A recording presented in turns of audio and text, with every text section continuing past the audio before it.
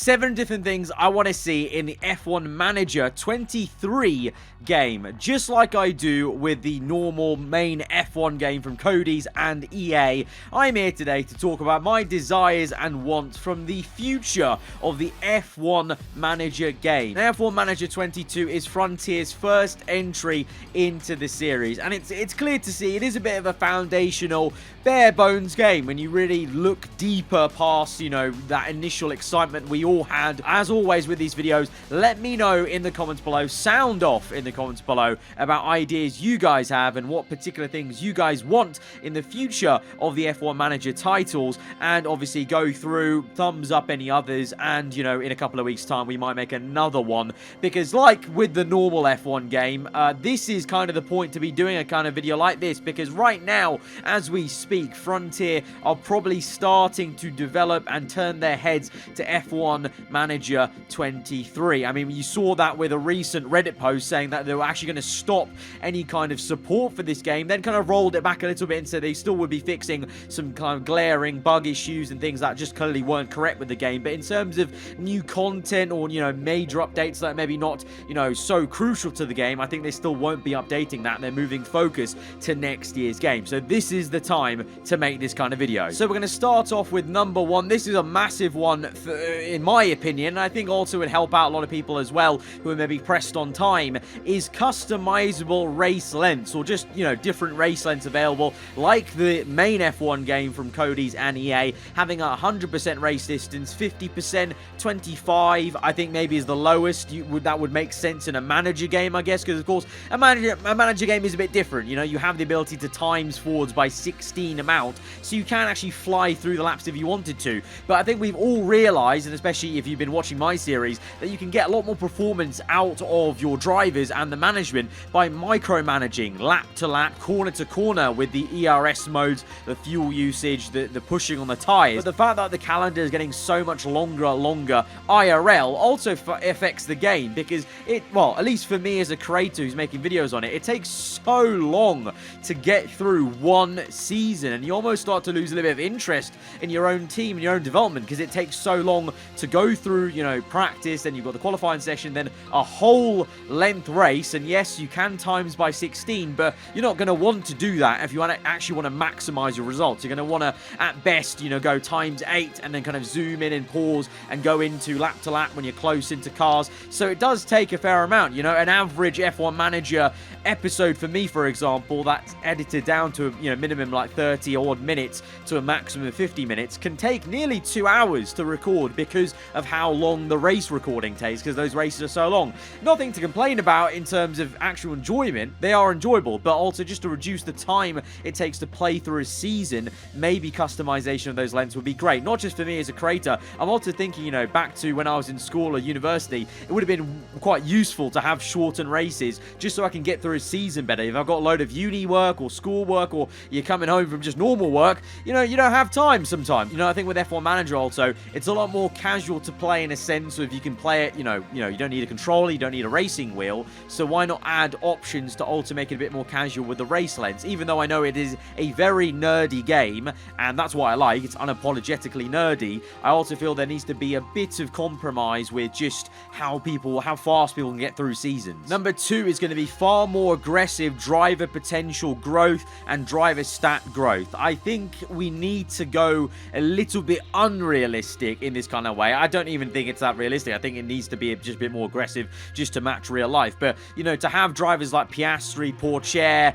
even the young guns of Formula 1, the next generation of Leclerc, Lando Norris, George Russell, I think to see them growing a bit quicker, because I've seen screenshots from people's games who are, multiple years in, and still the best drivers are the established drivers. If they've not, if they're not off the grid, they're still there doing their thing, and the loss of growth, the loss of stats, and the growth of others from young drivers just isn't aggressive enough. And I think there needs to be almost like a FIFA style system where there are higher potentials for drivers, and it's coded in that, no matter what happens, that, Piastri will get to like level 91 after, a number of seasons or whatever, and you can boost that growth and speed it up. And in the same way, I feel like what you don't get right now with the F1 Manager game, where you do get it from Football Manager, is finding those real special gems from drivers who are not even real drivers, maybe from the pool of fake drivers, or, you know, young talent at F3 and F2. We're not really no one's really finding those gems that we all know, you know, if you get them, you're going to be able to rocket them up to, like, you know, over 90 potential, basically, in, like, you know, 3-4 seasons time, and grow them and create a super mega driver, basically, in seasons to come in your game save. That's not really there. Is that realistic? Maybe not, but it's, you know, it's fun to have that aspect in a game, especially in a manager game where you're not driving. So the only thing you've got to go for is get excited by your AI computer drivers on your screen doing better, and it's a bit frustrating to not see them grow as quickly as you maybe want them to. Number 3 is going to be a slightly more improved contract system. I do like the contract system of having to, you know, actually scout people and see what their salaries are. You have to put on the bonuses. That's really nice, and it's nice the fact you can actually approach drivers midway through a season. But I think there maybe needs to be a better system of adding in, maybe, oh, I want to sign, let's say, for example, Leclerc. I've got, you know, I built up my other team, you know, let's say, I don't know, AlphaTauri. I built up AlphaTauri. I want to nick Leclerc for AlphaTauri, but he's in a contract with Ferrari. Can I negotiate with him to come to the team once his contract's over, or buy him out at the end of the year? So I'm not paying an astronomical amount just to sign him here and then in the middle of, like, season 3. I'm going to wait and basically work with him and agree a pre-contract almost to buy him out of his Ferrari contract at the end of that respective season. I think, you know, we see deals like that already in real life Formula 1, where it's kind of like at the end of this year he's out of contract and another team swoops in and gets him for that next year. You know, a la kind of, you know, Fernando Alonso, he's got a contract with Alpine. He's not going to Aston Martin straight away. He's seeing out his Alpine contract and then going to Aston Martin. So having a bit more of a system that can work like that, and a little bit less reliant on actually just splashing cash in the middle of the season, which is still great. I still like that aspect that you could sign someone at any point in the season. You know, compared to F1 22, the main Cody's game, I actually like the fact that you don't have that contract period where you can only sign them then, but also it is a tad annoying that we can't set anything up long term, which is kind of odd, because in a manager game, everything's about long-term play, long-term projects, so why not long-term pre-planning for contracts for drivers? Number 4 is another major thing for me as a creator, but I'm sure so many as well, because this question came up so many times actually on the run-up to launch, and it was kind of something that, at least for me, I don't know about you guys, I can accept that as a customer of this game, that, okay, it's the first year they've done this genre, it's their first entry, so I'll give them the benefit of the doubt. But I think being able to change your team in your save is a huge one. I want to be able to be given a job offer from Red Bull. If I've done such a great job at managing AlphaTauri or managing McLaren, will I get a job offer from Red Bull, Ferrari, Mercedes? You know, we talk about in the game of, you know, nicking, you know, engineers, head of aero, technical chief from other rival teams. Why not the AI teams looking to nicking us as a manager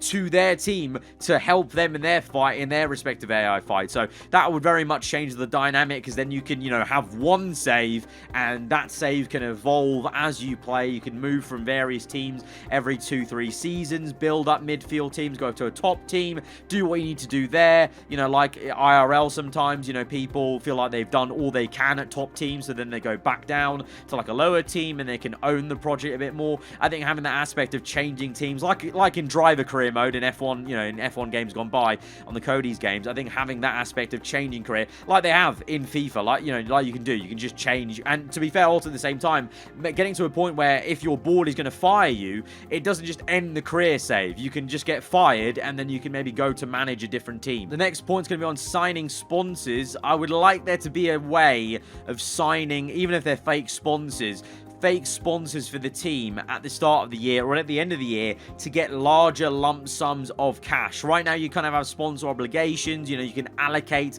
how much time your drivers are, you know, going to do these obligations. That's cool, but it'd be cool, like in real life, we're seeing with Haas signing with MoneyGram for a big deal that's going to be worth, you know, a good couple of million every single year. Being able to sign just bulk sponsors and get that cash in hand at the start of next year, or, you know, it adds to your, you know, amount of of money that's going to come, because you have the board payments, but then having the sponsor payments, can we have those and add to those so that we can grow our budget as a smaller team to try and meet the cost cap, basically. I mentioned the drivers and their potential, but also now I've got another point on the staff. I think there needs to be more fake staff, or, you know, real staff from that used to be in Formula 1, or just more of a staff pool to pull from when it comes to the head of aero, technical chiefs. I know IRL, you know, that pool is actually very small, because you only actually have a handful of people that are clever enough in this country, or, you know, in Europe, etc., to be able to do these jobs. But having more regen, like, you know, fake ones in there, just to spice it up a bit, allow you to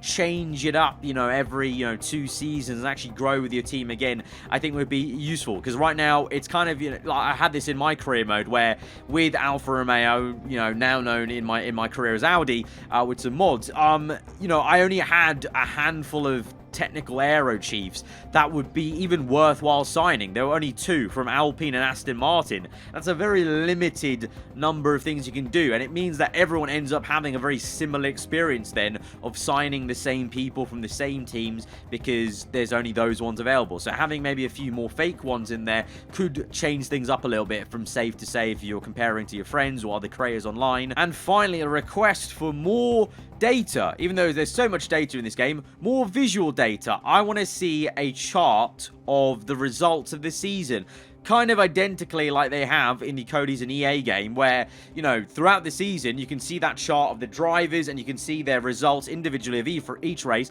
just because, you know, it's nice to look at an overview of what teams are doing, how they're improving, seeing the patterns, and also for your own drivers, just seeing how they're doing and allowing that to evaluate then, do I keep them for next year, do I not? Oh, they had a DNF here, so that's maybe why we, you know, he took a turn for the worst or something like that. And then also having a more visual chart representation of where the teams are versus each other. Right now you have car analysis, where you can analyze where your car is up against all 20 cars, but they're just numbers, and you can see them, you can go through every single team and kind of suss out where you are in the pecking order. But it'd be really nice to have that data then presented in a line chart version, to just easily see, okay, this is where we are, or we made this upgrade this race and we've gone up by this much. Because yeah, I do get the data is like in a table, and that's really nice to see.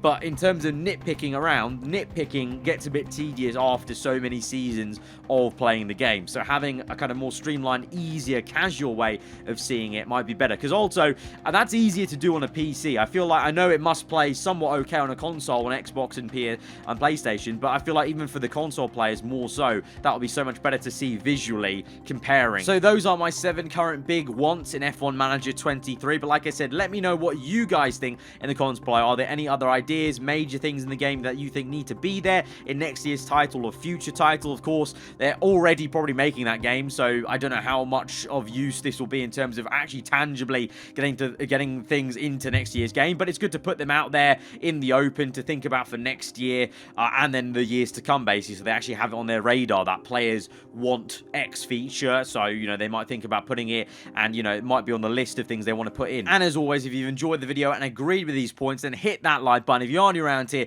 then do get subscribed for weekly Formula 1 content. I'll see you guys next time. Goodbye.